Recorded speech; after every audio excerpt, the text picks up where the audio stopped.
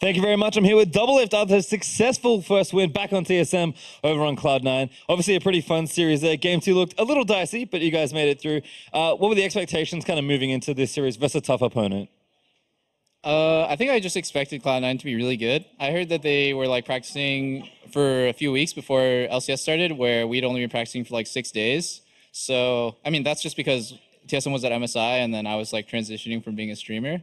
So I honestly didn't have super high expectations, but practice has been going good. And yeah, like it's like we haven't skipped a beat since last summer.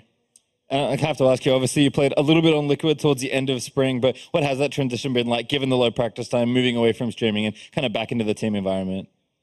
Well, on Team Liquid, I think I had to do most of the calls for macro and rotations, and just in general, just directing the team's flow and tempo. But on TSM, I think they have a really great system already, and I'm more like supplementary, and I'll step in when I need to for certain types of like in-game moments. But for the most part, I'm just more focused on like my own individual stuff.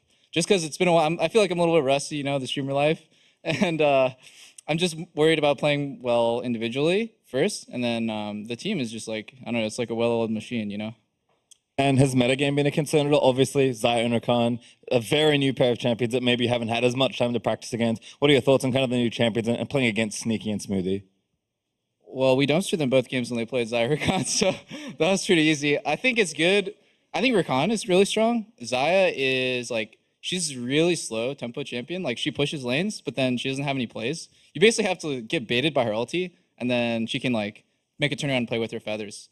But I think you have to be like pretty bad to walk into all her feathers. So in general, like Rakan, you see those crazy engages where he just like flash and gets like 3 people. But Xayah, I feel like, I don't know, she's a really good scaling champion, but she's pretty bad early. And final question for you. Obviously, back with Bifrost, you guys haven't played in a little while, but again, looking as dominant as ever in the 2v2. Are you guys still the best duo in the league? What kind of competition do you expect from maybe some of the other bot laners out there, or are you guys already the best again? I want to play against Arrow and Shady.